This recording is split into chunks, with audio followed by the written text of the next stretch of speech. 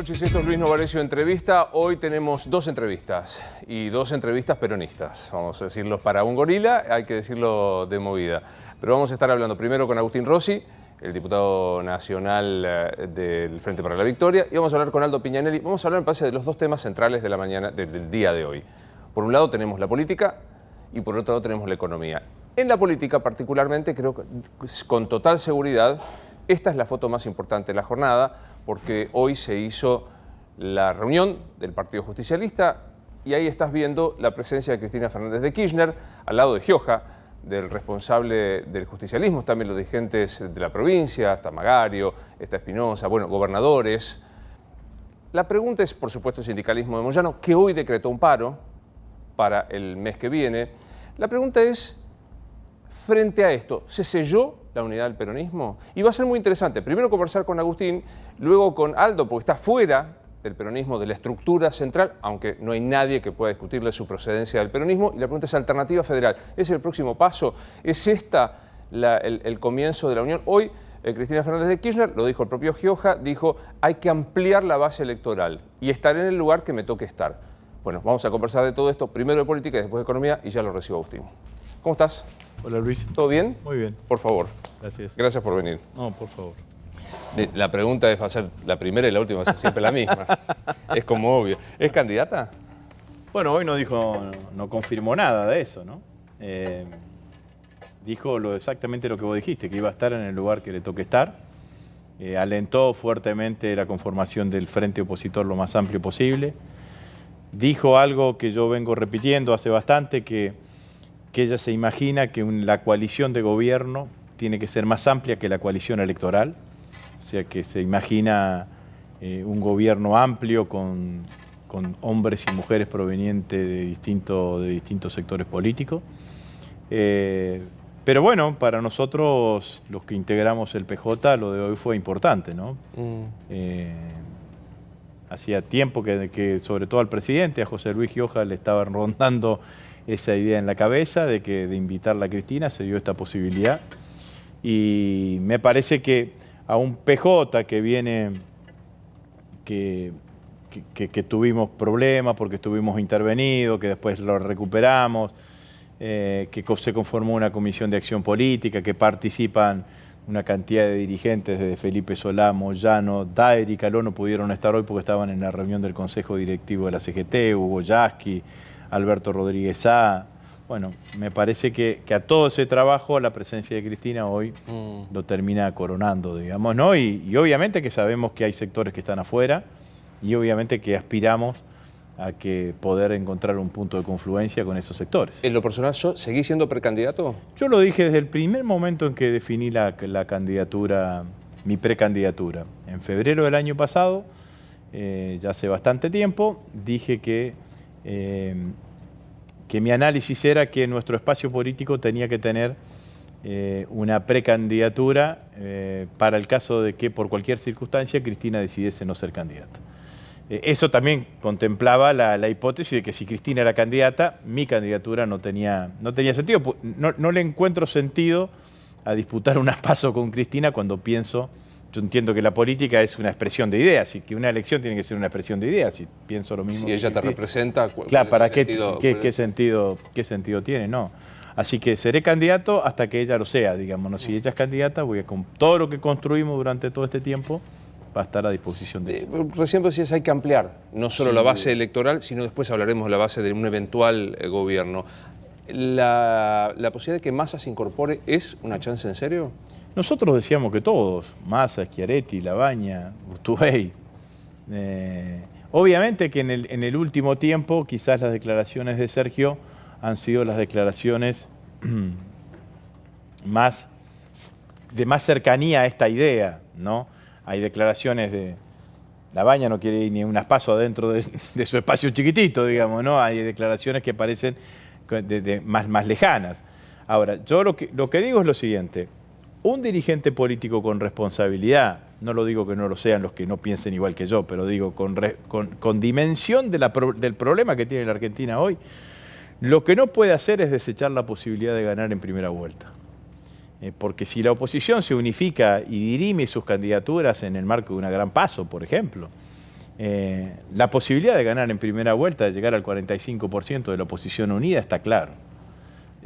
Yo creo que eso es una posibilidad concreta y efectiva. Si la oposición se parte, estamos mucho más lejos de esa posibilidad, es mucho más probable que vayamos a una segunda vuelta. La historia electoral del mundo dice que el voto del balotaje es un voto, entre comillas, envenenado, difícil de prever, y yo lamentaría mucho que por no hacer las cosas que deberíamos hacer, no tengamos los resultados que queremos. Porque la realidad es que entre todos los opositores tenemos un gran acuerdo en el desacuerdo. No queremos que siga Macri. Todos no creemos que la etapa de Macri ya está, ya cumplió su etapa, que no hizo las cosas bien. Algunos lo pensamos desde un principio, otros llegaron a esa conclusión después. Bueno, ya está. Pero hay un 70-75% de argentinos que no quieren que Macri siga siendo gobierno. Bueno, lo que nosotros proponemos es pongámonos de acuerdo los que queremos y construyamos un tiempo para que un solo espacio político hegemonice alguna de las dos posiciones clásicas, digamos, oficialismo u oposición. Que hay regiones en la Argentina que funcionan como regiones casi autónomas en cuanto a la representación política.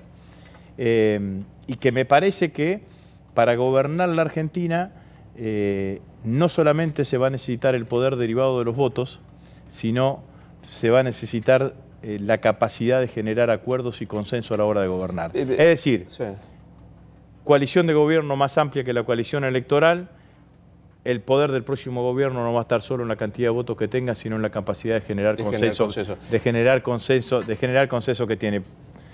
Esto me parece que es claramente así, pero también digo, a mí me parece que, por ejemplo, el aporte que puede hacer Labaña puesto en un frente chiquito es un aporte mucho menor que puesto en un escenario mucho más grande. Déjame que viste, hay algunas versiones que aparecen interesadas, o sea, estas son versiones, hoy nada de lo que va circulando tiene una cosa así como inocente, cuando vos estás planteando esto. Entonces hoy se dice, es tal la polarización que hay entre Macri y Cristina, no aparece un tercero con capacidad de disputa, es tal la antinomia que genera el voto anti-Macri o en algún sector el voto anti-Cristina, si los dos se bajan, se limpia el panorama y se genera un sector filoperonista, progresista, más de izquierda y un sector más conservador.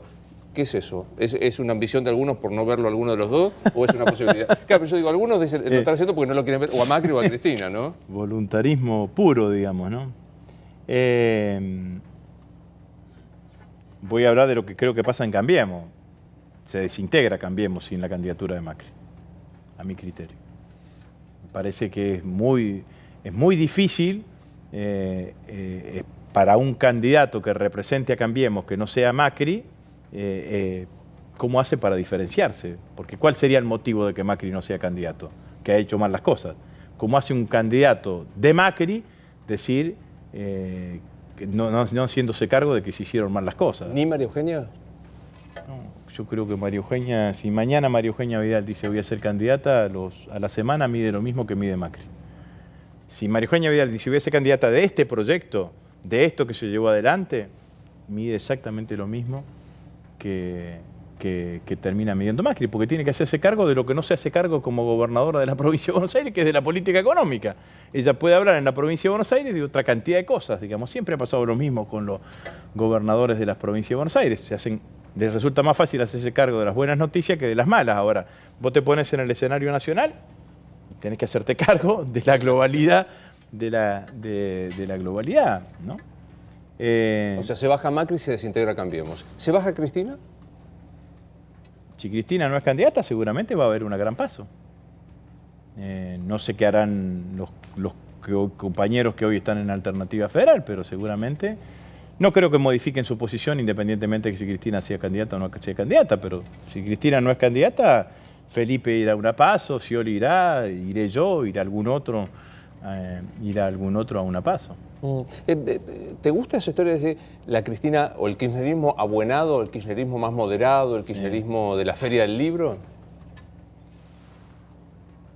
Nosotros caracterizamos esta etapa después del 2017 fundamentalmente con muchas de las cosas que dije en la primera parte de la nota, ¿no? Pero fundamentalmente con que creemos que es una etapa en donde no hay que cavar trincheras, sobre todo entre los amplios sectores de la oposición, que al contrario, en lugar de cavar trincheras hay que construir puentes. Que no podemos imaginar nuestra etapa como una etapa en donde lo que tenemos que hacer es agudizar las contradicciones entre los opositores. Que tenemos que buscar acuerdos entre aquellos que no pensamos exactamente lo mismo. Y es lo que hicimos en muchas provincias. En la provincia de Santa Fe, nosotros hicimos un acuerdo con Omar Perotti.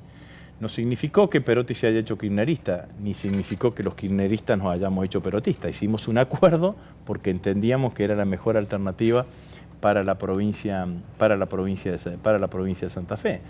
En la idea de construir una gran coalición, me parece que el tono, el discurso y la propuesta de Cristina es lo que corresponde a este análisis y a esta idea que estamos llevando adelante. Por lo demás, nunca las situaciones políticas se repiten. Cristina va a asumir, si es presidenta y gana las elecciones, o el que asuma en el 2019 no va a ser ni el 2003, ni el 2007, ni el 2011. Por ejemplo, hoy Cristina habló mucho de la característica de la deuda. Entonces, la deuda que teníamos en el 2003, la deuda defaulteada en el 2013, era mayoritariamente la deuda privada. Claro. Entonces pudimos hacer una reestructuración de la deuda con un canje, con una quita importante. En el 2005 el 75%, se completó en el 2010 con el 93%. Quedó lo de los fondos buitre. Bueno, vimos cómo se resolvió eso. Pero al Fondo Monetario Internacional del 2003, es más, desde el momento en que se declara el default con Rodríguez A, inclusive en el interinato de Duhalde, cada uno de los vencimientos se le fue pagando. Hasta que en el 2005 Néstor pagó el 100% de la deuda. La deuda que vamos a tener ahora va a tener un componente de deuda con los organismos financieros internacionales mucho más importante. Y esa deuda es mucho más difícil de reestructurar. Casi imposible de reestructurar, es una deuda mucho más rígida.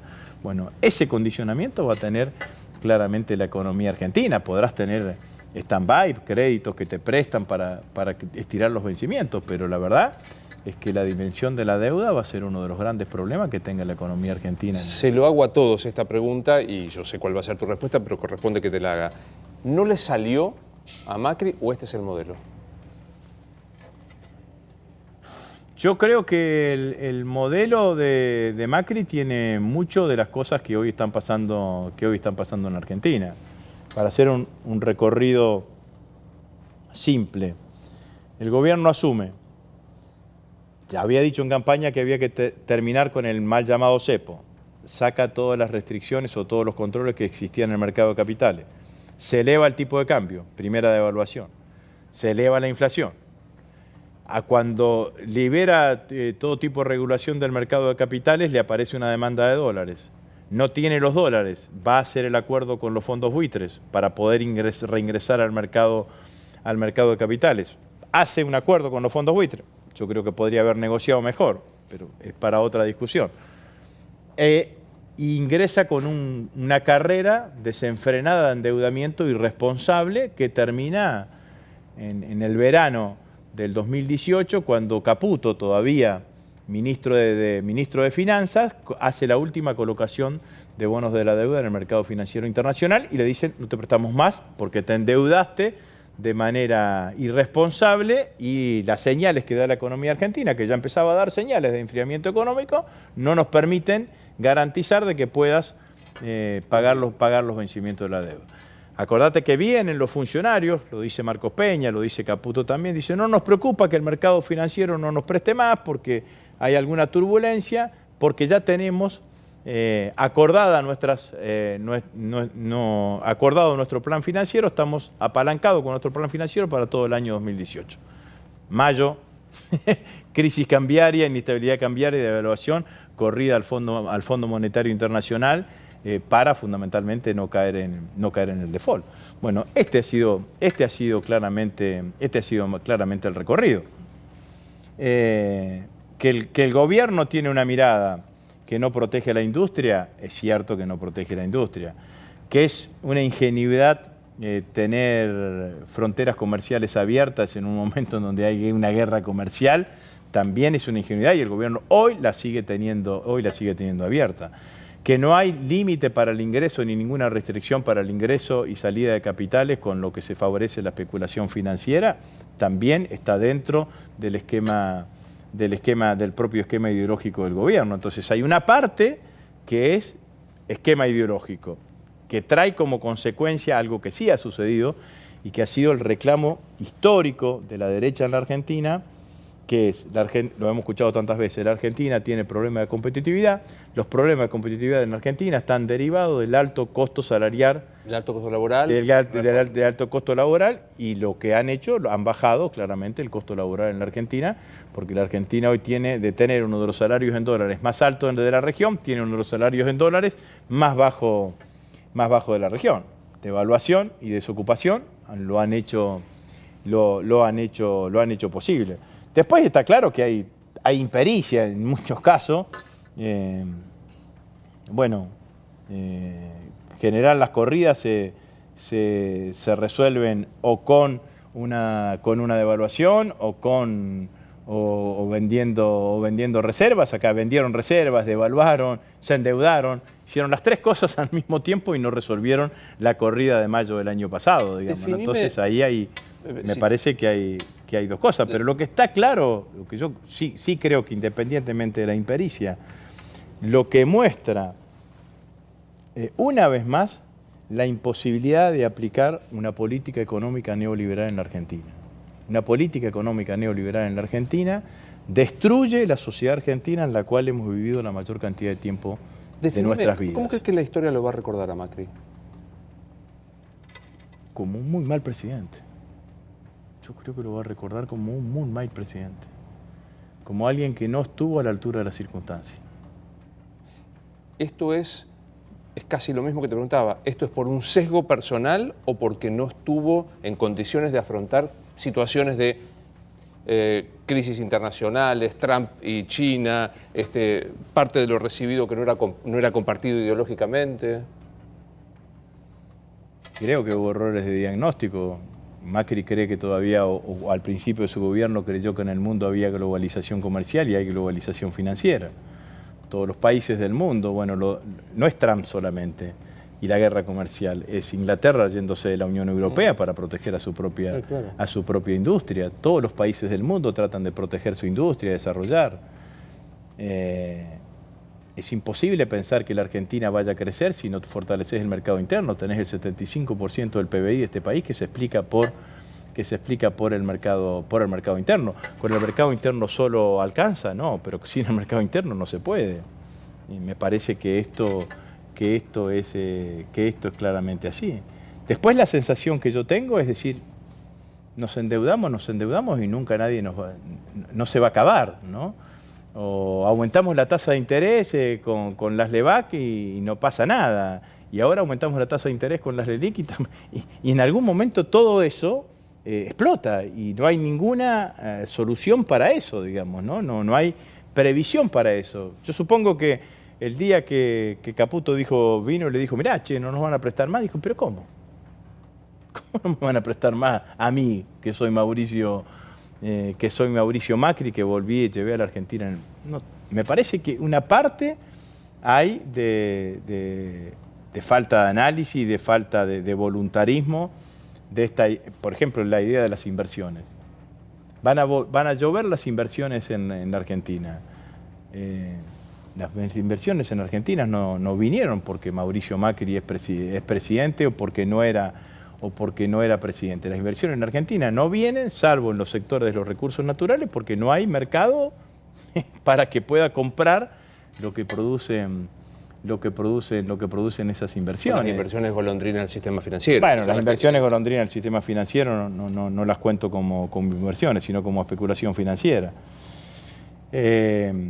La inflación es lo más fácil que se tiene que resolver, digamos. La inflación es, como había dicho, es una muestra de la incapacidad de los gobernantes. Si yo no bajo la inflación es culpa mía. Si yo no bajo la inflación es culpa mía. Paradgay diciendo, no hay problema en resolver la cuestión del mal llamado cepo, digamos, ¿no? Porque total los precios están fijados al dólar blue. Bueno, la verdad es que los precios no estaban fijados al dólar paralelo, sino que estaban fijados al dólar que se tenía en ese momento. Más allá del error de diagnóstico, dentro de los que me incluyo, cuando yo decía Cristina salió de la gran política, se menemizó, algunos decían porque quedó muy cristalizada en la oposición, error que deberíamos reconocer públicamente los que lo dijimos. Se empiezan a usar los fantasmas respecto a si vuelve Cristina. Por ejemplo, se dice, y te lo planteo, Mempo Giardinelli, hay que poner en comisión a todos los jueces y destituir la Corte. ¿Eso es qué? Eso es nada, es la idea de Mempo. Vamos por partes. Reforma de la Constitución. Imposible que haya reforma de la Constitución porque no vamos a tener mayoría en el Parlamento. Como tampoco iba a haber reforma de la Constitución en el 2013 si ganábamos las elecciones, porque igual no íbamos a tener 2/3 como pide la Constitución. Entonces, eso no existe. Nosotros creemos que la justicia tiene que tener una reforma. Hicimos una experiencia. Cristina lo cuenta en su libro, dice quizás no tuvo el consenso necesario, quizás se hizo a las apuradas, pero hicimos una experiencia. Yo creo que el camino que hay que hacer ahora es buscar los consensos necesarios para reformar la justicia, consensos que tiene que incluir al propio poder judicial. Me parece que ese es claramente el camino. Segundo fantasma, vuelve el kirchnerismo, cepo. Cepo no, pero control de capitales sí. No podemos sostener que en la Argentina se hayan ido desde que el gobierno de Macri una fuga de capitales superior al endeudamiento que tenemos con el fondo. No existe eso. No existe en ningún lugar del mundo. Mañana si viene un pequeño ahorrista que quiere ahorrar en dólares, ahorrará en dólares. Si viene el que sea, digamos, ¿no? Pero la verdad es que un control para evitar la fuga de capitales tenés que resolverlo. No podés seguir sosteniendo, mirando hacia el costado con la fuga de capitales, porque además es injusto, porque nos endeudamos y pagamos la deuda a todos los argentinos y se la llevan solamente algunos. Es injusto, es estructuralmente injusto.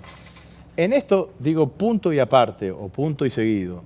La Argentina tiene que resolver un problema que hace mucho más difícil la aplicación de su política económica para un gobierno como el nuestro, para un gobierno como el de Mauricio Macri, que es el de ser un país bimonetario. Nosotros eso no nos va... Obviamente que hay causales que llevaron a esa situación, pero en algún momento nosotros tenemos que resolverlo, porque esta idea de que el tipo de cambio no solamente es un instrumento de la economía, que vos lo ubicás para mejorar tu performance en las importaciones, tu performance en las importaciones, que podés tener distintos tipos de cambios según los distintos niveles de las distintas estructuras productivas, es una idea, pero resulta que vos acá el tipo de cambio no solamente es eso, sino que es un ancla antiinflacionaria. Entonces, hay pocos países en el mundo, además de Estados Unidos, el otro es la Argentina, en donde los inmuebles se venden en dólares. ¿Vos me podés explicar por qué? Si el terreno lo pagás en pesos, si el cemento se paga en pesos, si los ladrillos se pagan en pesos, si la mano de obra se paga en pesos, ¿por qué lo vendemos en dólares? Bueno, entonces, me parece que ese es un debate y sería uno de los consensos que la política tendría que tener para ir configurando un escenario para que este país deje de ser tan bimonetario, digamos. No estamos pensando en Brasil, los inmuebles se venden en reales. Sí, claro, no existe. entonces ese tema es un tema creo que se ha convertido en un problema para cualquier tipo de gobierno. De hecho, es un problema para Macri, de hecho fue un problema también para nosotros. Tercer fantasma, vuelve Cristina y vuelve el Ministerio de la Venganza. Bueno, nosotros creemos que el Ministerio de la Venganza se va el día que se vaya Macri. Nosotros no tenemos ningún espíritu en ese sentido. Queremos volver a gobernar la Argentina, queremos hacerla con todos aquellos argentinos que quieran construir una Argentina que sea vivible absolutamente para todos. Gobernamos durante 12 años la Argentina, no perseguimos, no encarcelamos dirigentes políticos opositores, periodistas opositores, dirigentes sindicales opositores. No se llevaron bien con muchos, ¿eh? No nos llevamos bien con muchos, pero siempre nos limitamos. Mira, hay un artículo más bien, que es una nota del recordado Julio Blanc, en donde Julio hablaba de Periodismo de guerra. de periodismo de guerra. En esa misma nota, el otro día se lo decía a Cristina, en esa misma nota él le hace un reconocimiento a Cristina, porque dice, a pesar de todo lo que pensamos, Cristina, con todo el poder que tenía, con el 54%, no traspasó determinados límites o alguna cosa de esas características, porque eso también es importante, hay que ser republicano y respetuoso de la independencia de poderes, no solamente cuando estás en oposición, sino cuando tenés un poder que te da el 54% de los votos. Nosotros no expropiamos papel prensa con el 54% de los votos. Mandamos un proyecto de ley en donde regulamos la actividad, la declaramos de interés público, dijimos que tenía que venderse a un mismo precio para todos. Eso fue lo que hicimos. Pero digo, el periodismo no quiero caer porque si no pasa una defensa corporativa. Sí. El escupir a los periodistas en la Plaza de Mayo, Delía, el desprecio, un jefe de gabinete rompiendo un periódico. Bueno, Coqui se autocriticó ese tema. No estoy de acuerdo con eso. No estoy de acuerdo con eso, pero tampoco digo, nosotros no encarcelamos a periodistas, los medios de comunicación opositores siguieron funcionando. Hicimos un proyecto de ley que era del servicio de comunicación audiovisual, en donde los medios escritos quedaron absolutamente al margen. El proyecto, la aplicación de la ley de servicio de comunicación audiovisual tardó 4 años por las medidas cautelares que ponía Clarín, y nunca avanzamos más allá de los tiempos que decía la justicia. Cuando la justicia determinó la constitucionalidad del artículo de la desinversión, le pedimos a Clarín y a otros medios un plan de adecuación, lo presentaron, lo rechazamos y fueron de vuelta con una medida cautelar. Y siempre nos tuvimos el gobierno en su conjunto conforme a derecho. Y la ley de medios no preveía la desaparición de ningún medio. De hecho, decía, más del 35% no podés tener. Pero no hay Ministerio de la Venganza. Te podés vivir en la Argentina sin ningún tipo de... Vez lo aclaro, jamás lo dije, busquen, digamos, lo pusieron... Bueno, eso me olió feo, porque no pudieron poner ningún video mío diciendo eso, porque jamás lo dije. Bueno, me alegro muchísimo. Una entrevistada que lo dijo acá, a quien quiero mucho, y que le dije, bueno, puedo entender temas, pero si no los compañeros... De la misma manera que hay una proliferación de trolls pro, como pocas veces, hay compañeros troll K, me hubiesen puesto el videíto y me hubiesen repetido todo el tiempo. Pero no, si me voy del país será por una decisión personal, jamás por una cuestión política. No. Te despido con algo. En la Argentina van a vivir bien todos los argentinos. Te despido con algo personal. En un momento, me imagino que vos estás a tener cuero como para bancarte las cuestiones, no hace falta que recorra, pero en algún momento se metieron con tu hija cuando la nombraron en el Banco Nación, con Delfina. Sí. ¿Qué te queda de eso? Lo dije en varias oportunidades. Lo que me queda es que nosotros en ese momento estábamos en la campaña electoral. Entonces tomamos una decisión de no salir a contestar, porque no queríamos que el tema crezca, digamos, ¿no? Independientemente. Y justo el que no podía salir a contestar yo, que había defendido todas las políticas del gobierno y no podía salir a defender la designación de mi hija. Así que me queda, por un lado, es una especie de culpa para con ella, digamos, ¿no? Porque bueno, decidimos, no solamente nosotros políticamente, la conducción del banco decidió de no poder salir a defenderla. En segundo lugar, lo que me queda es enormemente la injusticia de la disparidad del tratamiento antes y después de casos análogos, sí. De casos similares, de casos análogos, digamos, ¿no? Me parece que inclusive en otro gobierno, en otra circunstancia, alguien que es designada directora del Banco Nación, que viene junto con la designación, con las felicitaciones de Galbraith, un economista norteamericano, y de Varoufakis, que fue ministro griego y que Delfina era discípula de ellos en la Universidad de Austin, de Texas en Austin. Me parece que hubiese sido valorado por todos, digamos, ¿no? Acá, bueno, pero es la política, digamos, ¿no? Y Y en eso, pero bueno, cuando tocan así te toca más, más duro. Lo que sí me sorprendió gratamente, ¿no? Cómo se lo bancó ella. Gracias por venir, Agustín. No, gracias a Te vos. acompaño para despedirte. Y lo recibo, Aldo. Gracias, No, muchas Que sigas gracias. bien, por favor. Aldo, ¿cómo le va? tal? Avanti, por favor, ¿todo bien? Muy bien. ¿Se imagina sentado a la misma mesa con Cristina Fernández de Kirchner, como recién planteaba Agustín? Sí, es una compañera, la conozco, cuando inclusive ella era senadora de la Nación y yo era presidente del Banco Central en la crisis del 2002-2003 y teníamos un diálogo permanente. Y después cuando fue presidente, a través de algunos funcionarios, también teníamos algunas conversaciones. ¿Está más cerca el masismo del kirchnerismo, como se cuenta? Bueno, eso habrá que determinarlo. Yo creo que en los próximos 30, 40 días se va a definir esto una vez que se define el sistema de alianzas y candidaturas. Es evidente que hay que hacer un gran esfuerzo de unidad, no solo del peronismo, sino de todos los sectores de la sociedad, porque la situación del país amerita que todos hagamos un esfuerzo y nos saquemos de una vez por todas la camiseta partidaria, que hay que respetarla, pero cuando uno es funcionario público tiene que dejar esa camiseta de lado y gobernar para todos los argentinos. Pero para hablar, yo quiero hablar de economía de usted, pero para que me quede claro y cerrar este tema. En la coalición opositora para el Frente Renovador Alternativa, Cristina no es un límite. No, no lo es. Hable un poco de economía. Recién Rossi planteaba un panorama severo de endeudamiento, un problema severo de enfriamiento de la economía productiva. Digamos, ¿hay riesgo, no quiero poner la palabra default, pero hay riesgo de complicación severa de la economía argentina en estos términos? A ver, hay riesgo de una mayor caída de la actividad en algún momento dado. Yo creo que estamos llegando al piso de caída. Algunos hablan de una L, o sea, cae y ahora no sube, pero deja de caer, porque vamos a empezar a tener a partir de mayo, junio, comparaciones con meses del año anterior que ya eran malos.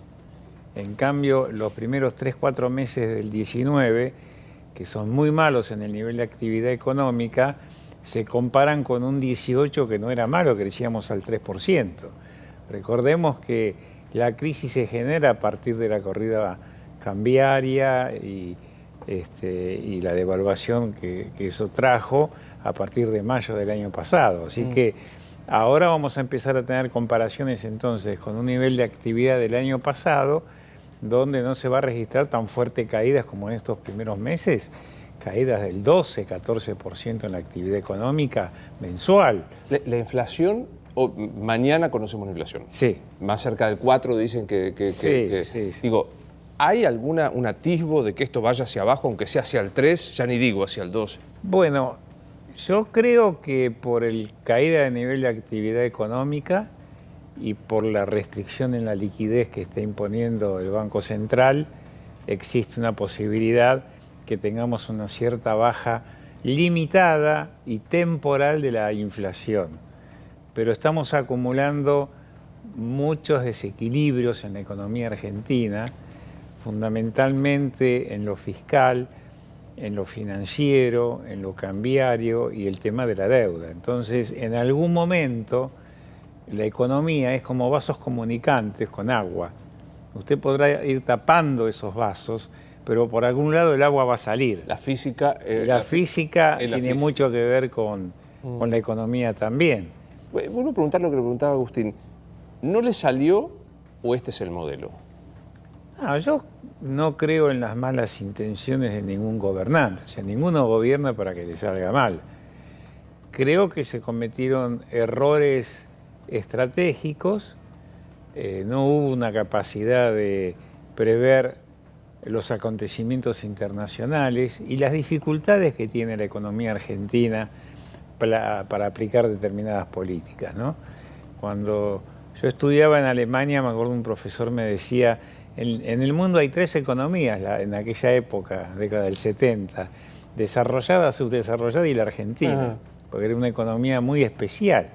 Y muchas veces me preguntaban a mí, ¿qué opinaba sobre ese tema de la Argentina? Argentina, claro que es una economía muy especial, por las características de la sociedad, porque hay una clase media que cada vez es menor pero sigue siendo muy importante, porque tenemos materias primas a los cuales si le podemos agregar valor e industrializar podemos generar un fuerte incremento del PBI y de la demanda de empleo.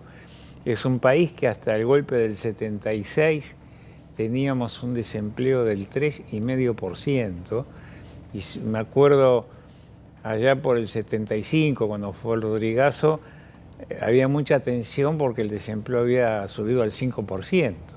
No había indigencia y una pobreza menor al 5%.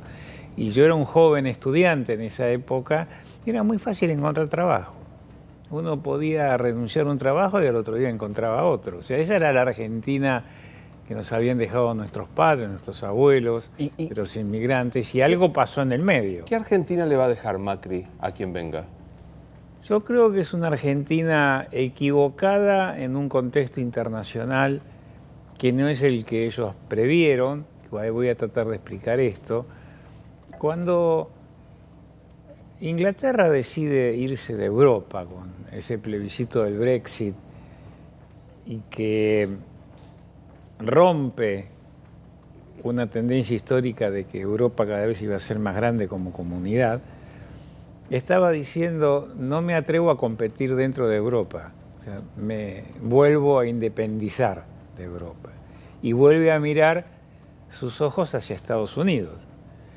Cuando Trump gana las elecciones hace casi 3 años, él ya había anunciado una política de mayor proteccionismo ante el avance asiático, no solo de China, sino de todos los países de Asia. Argentina, cuando asume Macri, toma una política comercial de total apertura. Y eso provocó desequilibrios en las cuentas externas, desequilibrios internos porque muchas industrias no podían competir por un problema de escala. Y el segundo tema, que esa es mi especialidad, es el tema financiero.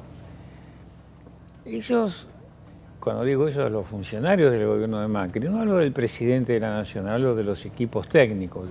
Esa frase, el mejor equipo de los 50 años, ¿no? Nos terminaron mandando al descenso. A lo mejor era el mejor equipo, pero a veces pasa que el mejor equipo te manda al descenso. No, y los conozco a la mayoría de ellos y gente de bien, por eso no me gusta plantear como muchos colegas míos dicen: no, pero tienen malas intenciones porque representan intereses. No, ellos representaban sus ideas y creían que con eso iba a salir el país adelante. En el 2008-2009, que acá coincide con la crisis del campo, la resolución 125, cuando la soja llegó a $620, que duró un mes, que ese fue un horror de política económica del gobierno de Cristina Kirchner, porque esa resolución, aún si hubiese sido aprobada en el Senado, no nos olvidemos que fue vetada, no vetada, sino el voto no positivo, de Cobos, que el vicepresidente de la Nación, radical él, o sea que ya de alguna manera Cristina estaba pensando en un gobierno amplio de coalición, porque su vicepresidente venía de otro partido. Fue una lucha equivocada de parte del gobierno, porque ese precio no duró nada. Al mes estaba por debajo de los $400 la soja, hoy cerró a $290. Entonces, ¿qué pasó? Vino la crisis. Primero Argentina y después la crisis internacional, 2008-2009, la famosa crisis de las hipotecas que hizo estallar a Europa, a Estados Unidos. Por primera vez la Reserva Federal de Estados Unidos dio créditos al sector privado. Es como si el Banco Central acá le otorga un crédito a una gran empresa para que no cierre. Ellos salvaron a la General Motors, a Ford, con créditos emitidos por la Reserva Federal, que es el Banco Central de Estados Unidos.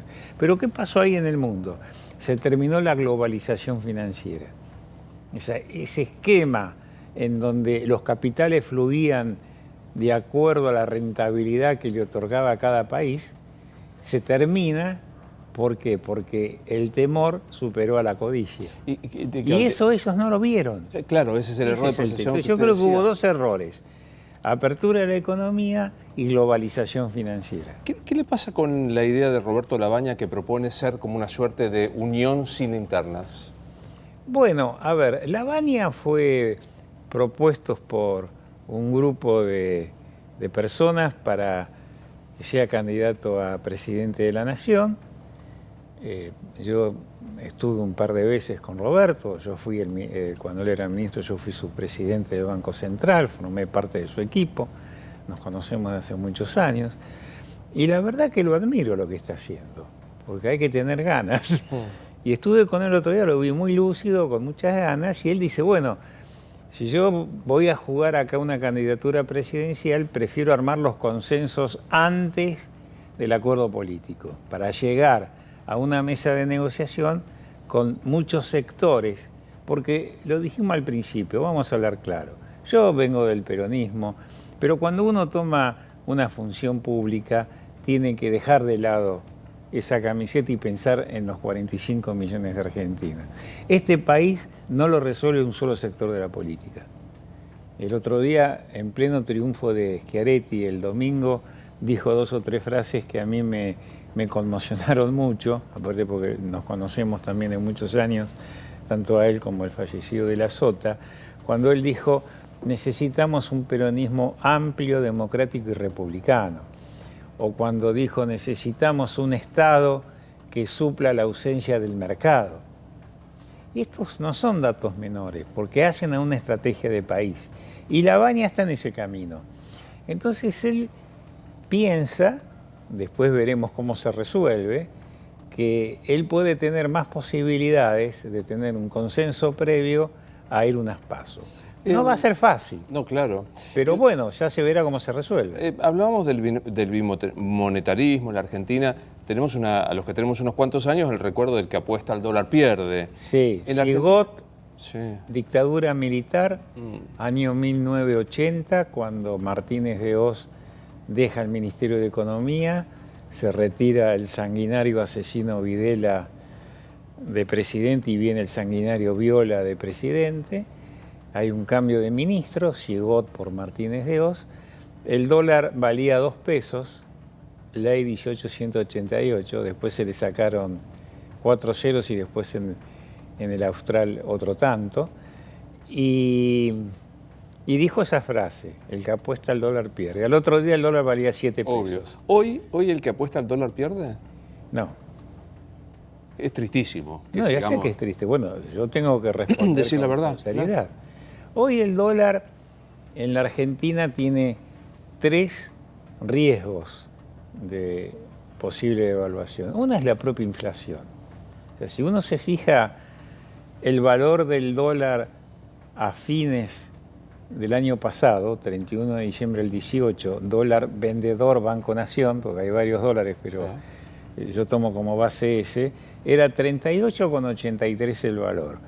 Si uno lo actualiza por exactamente la inflación, asumiendo que en abril la inflación va a estar en el orden del 4%, el valor del dólar hoy, 38,83 por la inflación de estos 4 meses y los 10 días de mayo, es 46,20, el precio que cerró hoy. Estamos hoy. Estamos hoy.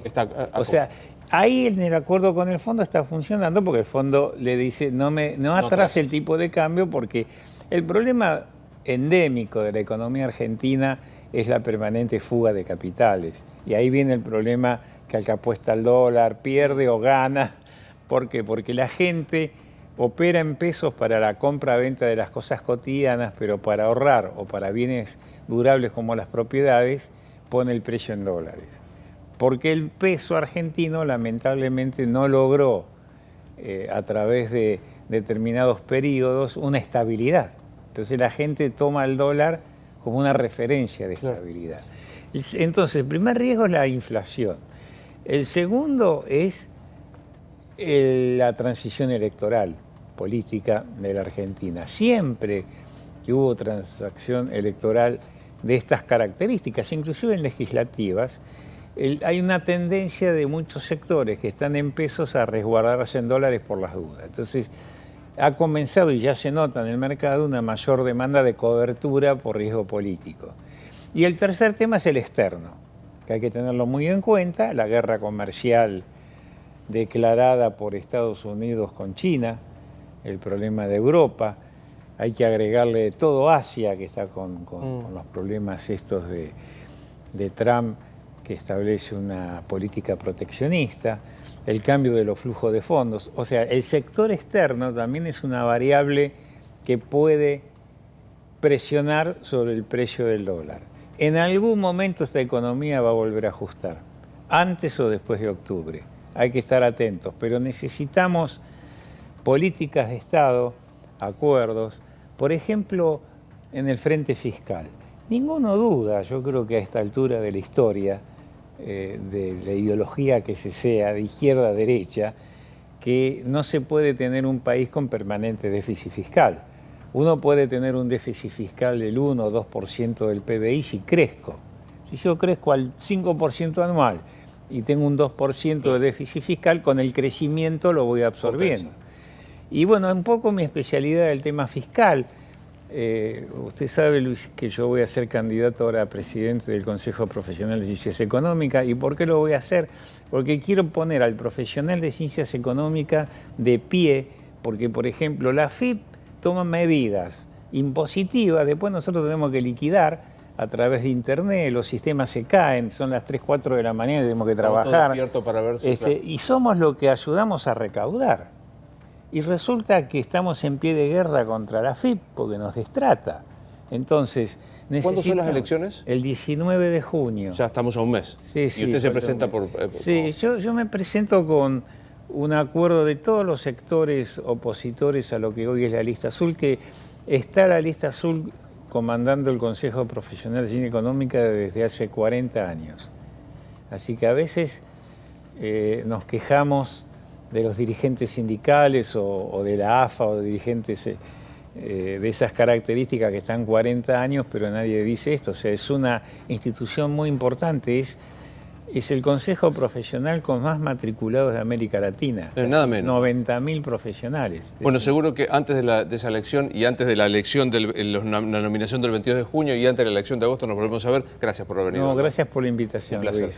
Esto es Luis Novarecio Entrevista. Hasta la próxima.